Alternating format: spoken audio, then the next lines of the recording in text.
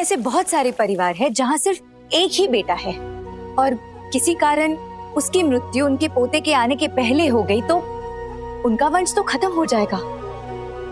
उनका पिंडदान, उनके तर्पण के लिए कोई नहीं होगा। फिर मेरा भी एक ही बेटा है और अक्सर बीमार रहता है। बीमारी के रहते उसे अभी तक पुत्र नहीं हुआ। तुको जी, छोटी रानी साहब क्या कर रही हैं ये समझ में आ रहा है आपको? बहुत ही सटीक मुद्दा पकड़ा है उन्होंने। पंडित जी को भी लग रहा है कि उनका वंश आगे नहीं बढ़ेगा क्योंकि उनको अभी तक पूर्ता नहीं हुआ है।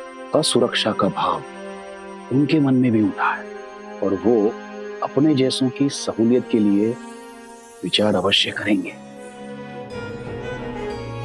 छोटी रानी साहब ने उन्हें समझा तो दिया है कि वंश आगे बढ़ाना है तो ये नियम जरूरी है,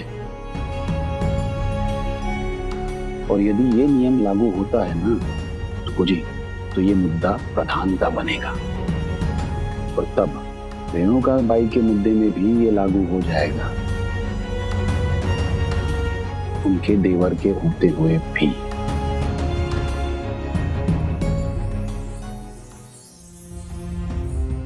बाबा साहेब, ये एक क्रांतिकारी और ऐतिहासिक नियम हो सकता है। रेणुका और उसके जैसे कई औरतों का जीवन सुधार सकता है, संवार सकता है।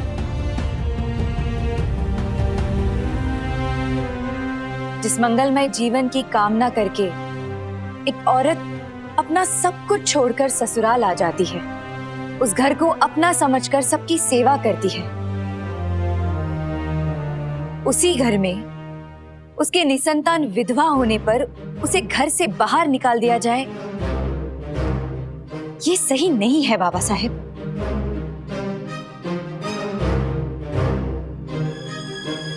भगवान ना करे लेकिन आप में से किसी की बहन या किसी की बेटी, उसके साथ अगर ऐसा हो और उसकी सहायता करने के लिए आप उपस्थित नहीं हैं, तो क्या होगा उसका?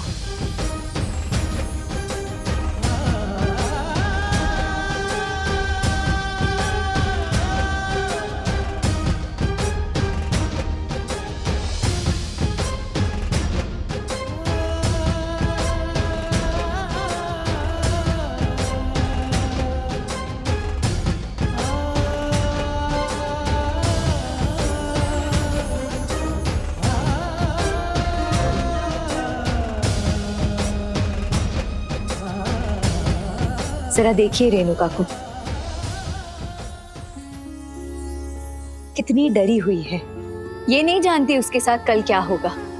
एक विधवा के लिए जो नियम लागू है, रेणुका वो सारे नियमों का पालन करती है और आगे भी करना चाहती है।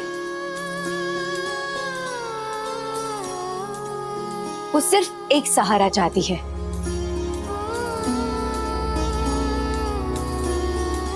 उसकी अधूरी ममता वो किसी बच्चे पर न्यौछावर कर दे। बाबा साहेब, इससे अच्छी बात और क्या हो सकती है भला? ये तो भला काम होगा, है ना?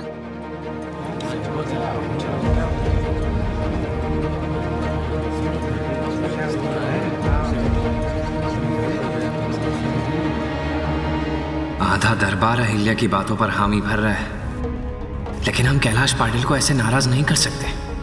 अब खंडेराव को ही कुछ करना पड़ेगा।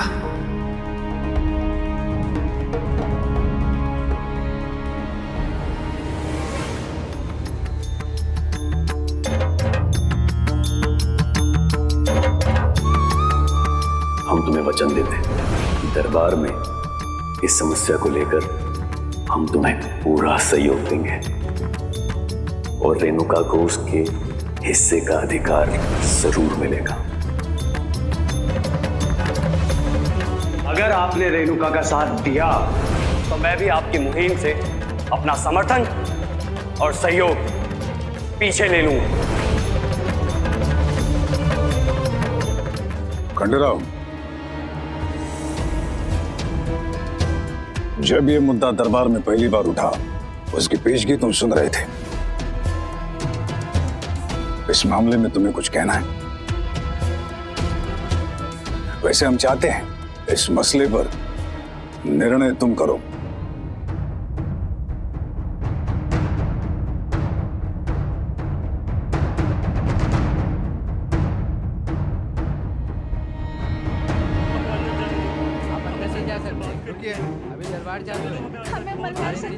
किशोर कैसा? कौन है वहां?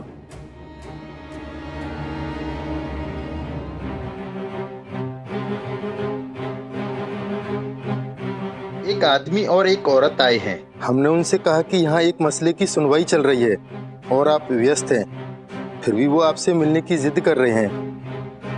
कह रहे हैं बात किसी बच्चे को लेकर है।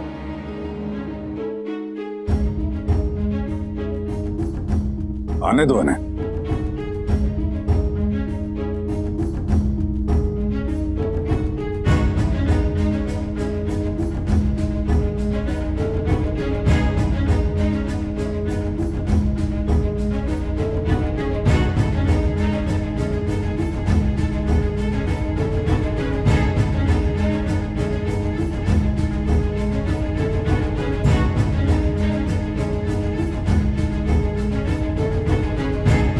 कहिए, क्या बात है? मल्हार सरकार, हमारे भतीजे को कोई पहला फुसलाकर कहीं ले गया है। जबरदस्ती हम उसे वापस ले जाने आए हैं। बहुत मेहरबानी होगी सरकार, हमारा भतीजा हमें लौटा दीजिए। क्या आपने चावड़ी में अपने भतीजे के खो जाने की बात दर्ज कराई? वो खोया नहीं है सरकार।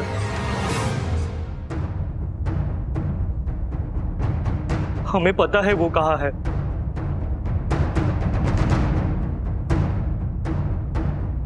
कहाँ है आपका भतीजा? यही है, इसी बाड़े में है सरकार।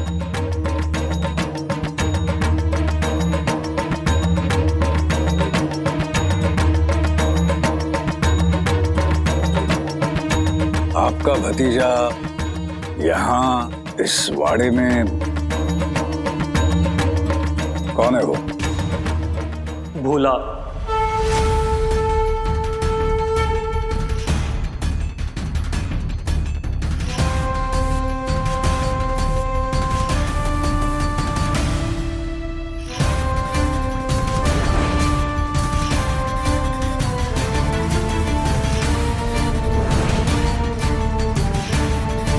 उसके आई बाबा नहीं रहे और हम पर उसकी जिम्मेदारी छोड़ गए हैं। हमने उन्हें वचन दिया है, हम ही भोला के अधिकृत आई बाबा है।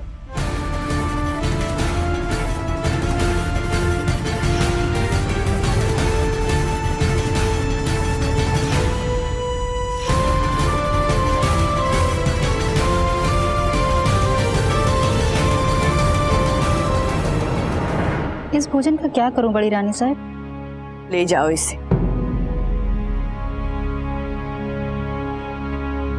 ठीक से डालो, वो भी। साहब, आज चोर रोटी की रस्म सही मुहूर्त पर अच्छे से निपट गई। अरे हरकू भाई साहब, भोजन तो हुआ ही नहीं, रस्म बस पूरी होते होते रह गई।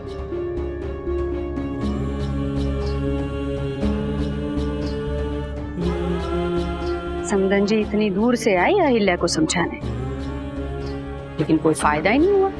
हमेशा की तरह अपनी बातों में फंसाकर तर्क वितर्क करके अहिल्या दरबार चली ही गई। सच समझदार तो है अहिल्या। काश समझ के साथ साथ थोड़े संस्कार बचपन में जोड़ दिए होते। द्वारका बाई साहब,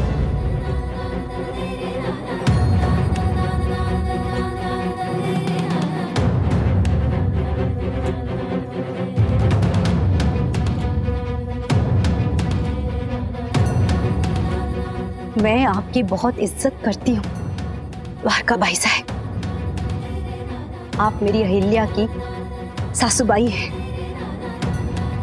लेकिन माफ कीजिएगा, तब से मैं यहाँ पे आई हूँ मैं देख रही हूँ कि आप अहिल्या के लिए कुछ ज्यादा ही कहती हैं।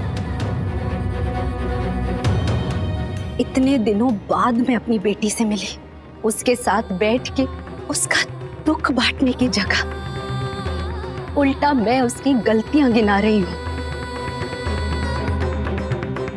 मानती हूं कि एक बेहतर पत्नी बनने में शायद वो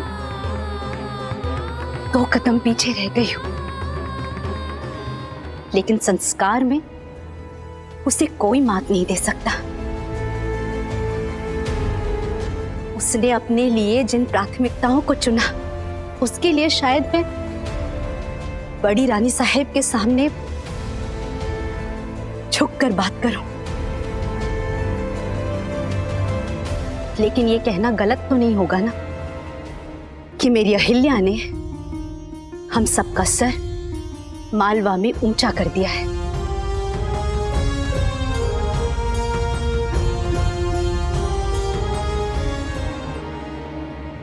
भोला, ये तो वही बच्चा है ना जो रेणुका के साथ सेवक कक्ष में रह रहा है।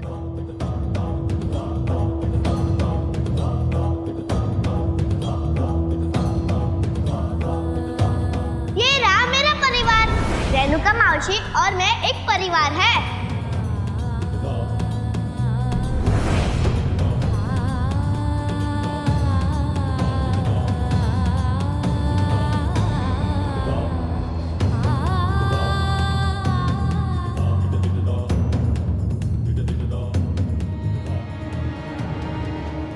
सरकार, एक बात है जिस पर हमें गौर करना चाहिए।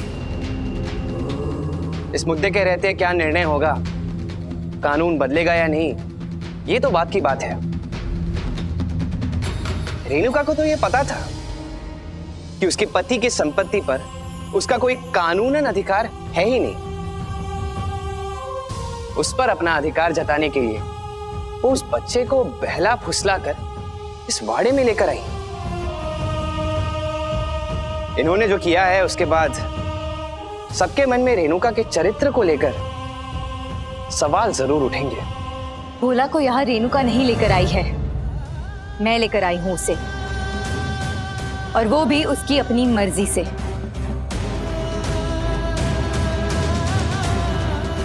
भोला ने खुद मुझसे कहा है, एक मुंह बोले मामा के अलावा उसका और कोई भी रिश्तेदार नहीं है। छोटी रानी साहब, ऐसा मत कहिए, हम अभी जिंदा है। हमारे होते हुए हमारा भतीजा अनाथ नहीं है। अच्छा, तो आपके होते हुए उसके आई के देहांत के बाद वो उस घर में अकेला क्यों रहता था? आप कहाँ थे? मैंने देखा है वो कैसी परिस्थितियों में उस घर में रहता था बेचारा। मैंने जब भी उससे पूछा कि तुम्हारा कोई तो अपना होगा, उसने हमेशा मुझसे यही कहा कि मैं अकेला नहीं हूं, और अपनी आई की अस्थियां दिखाकर यह कहा कि मैं मेरे आई के साथ रहता हूं। ना तो उसने कभी किसी काका काकी का नाम लिया, और ना ही उसने कभी आपका जिक्र किया। क्योंकि आपकी बात सच है या झूठ, दरबार छानबीन करके पता कर ही लेगा। इस बात की पुष्टि करने के बाद ही निर्णय लिया जाएगा। सरकार, आपकी आज्ञा हो तो हम सबके आगे एक बात रखना चाहेंगे। बात सुनने में बुरी लग सकती है, हमें कहने में झिझक भी हो रही है, लेकिन हमारा कहना आवश्यक है।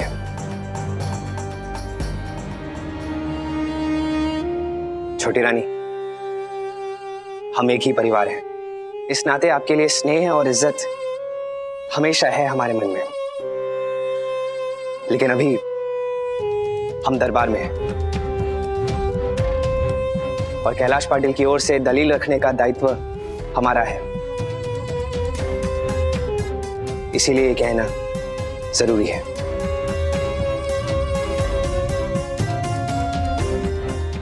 रावी साहब,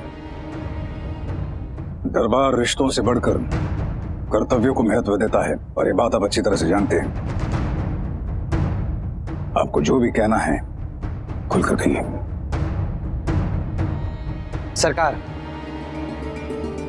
आज अचानक छोटी रानी के मन में कानून में बदलाव लाने का ख्याल आया। अचानक से उनके दिमाग में यह ख्याल आया कि एक विधवा को बच्चा गोद लेने का अधिकार होना चाहिए। और इन्होंने अभी खुद कहा कि वो ही भोला को वाड़े में लेकर आई।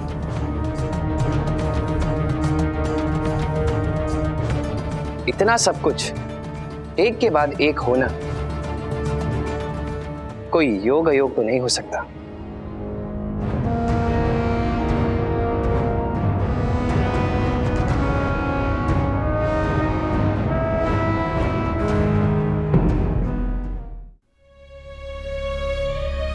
बड़ी रानी साहब, मैं सही कह रही हूं ना? जी बिल्कुल।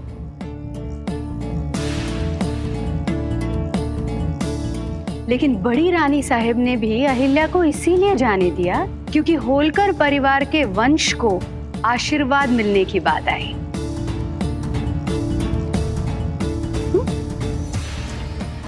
मैं अपनी बेटी को कितना भी डांट लूं, लेकिन ये जानती हूं कि वो असामान्य है, अलग है, लेकिन संस्कारहीन नहीं है।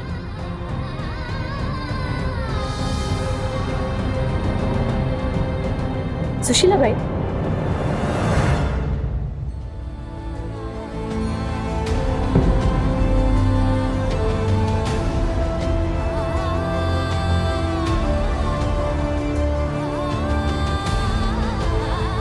बड़ी रानी साहब,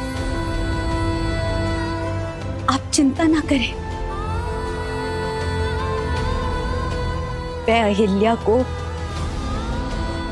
कुछ नहीं कहूंगी। उल्टा जब तक यहाँ पे हूं उसे समझाऊंगी और सावई साहेब और अहिल्या के रिश्ते को वापस पहले जैसे करके जाऊंगी।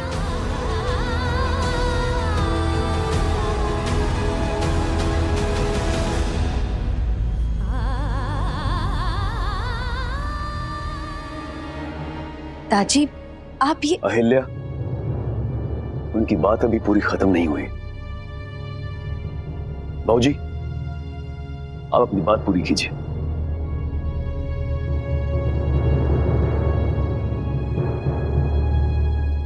ये सब एक सोची समझी योजना लग रही है सरकार। जिस घर में रेणुका बाई का कोई अधिकार है ही नहीं, उसे वो अधिकार दिलाने के लिए ये योजना रची गई है सरकार।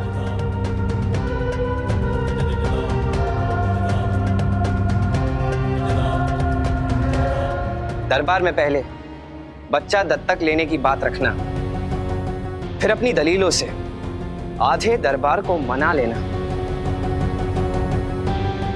फिर उस बच्चे को जिसे यहां पहले से ही लाया गया है उसे ही दत्तक लेने का प्रस्ताव रखना।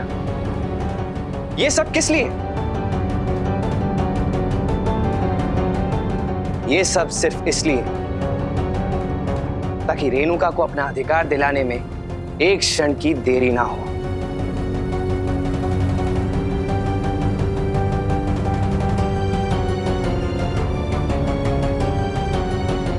एक और बात, उस बच्चे के रिश्तेदार की सहमति के बिना उसे यहां लाना भी तो सही नहीं है सरकार।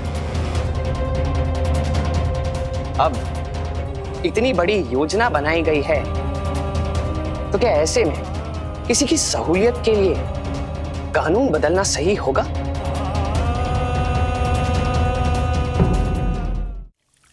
गौतम रानी साहब,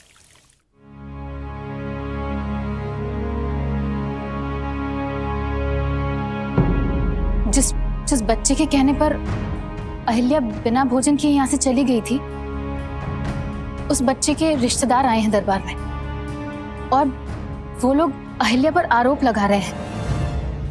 कह रहे हैं कि अहिल्या बहला फुसलाकर उस बच्चे को यहाँ लाई है।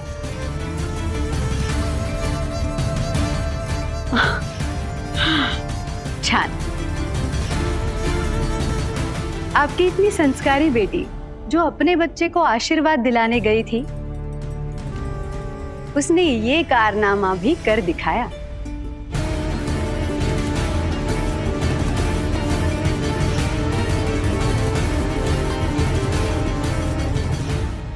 ये कोई साजिश नहीं है और ना ही कोई सोची समझी योजना। बाबा साहेब, मैं भोला को किसी भी उद्देश्य से यहाँ नहीं लाई थी। वो अनाथ है और उसे सहारे की जरूरत है। अगर मैं उसे अपने साथ यहाँ नहीं लाती तो कुछ ही दिनों में उस घर में उसकी हालत बद से बदतर हो जाती बाबा साहेब। उसके पास खाने के लिए भी कुछ नहीं होता। और रेणुका और भोला आपस में घुल मिल गए थे। वो दोनों खुशी से रहने लगे थे एक दूसरे के साथ। भोला को यहाँ सिर्फ भावनात्मक कारणों के लिए लाई थी मैं बाबा साहेब। उस वक्त मेरे मन में दत्तक ग्रहण का ख्याल भी नहीं आया था। लेकिन जब आपने दत्तक ग्रहण की बात की तब आपके दिमाग में तो यही था कि रेणुका भोला को ही गोद ले।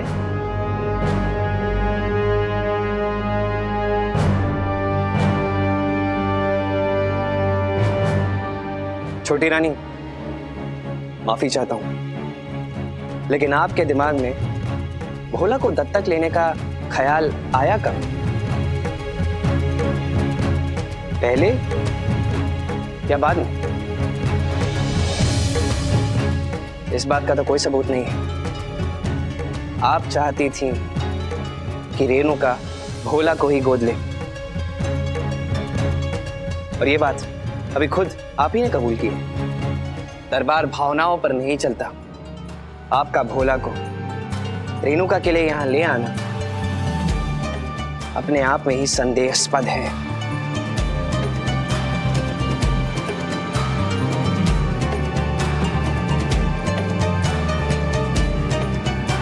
सभी जानते हैं कि आप जो भी करती हैं उसके पीछे कोई ना कोई ठोस कारण जरूर होता है ना मल्हार सरकार? अहिल्या,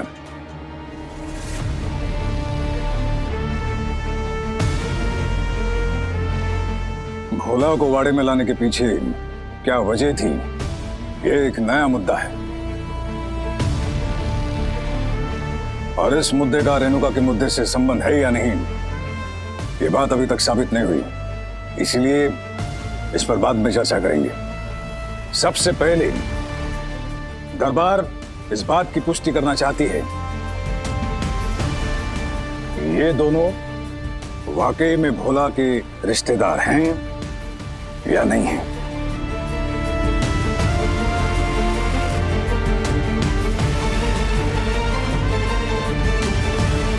अहिल्या, भोला को दरबार में ले आओ।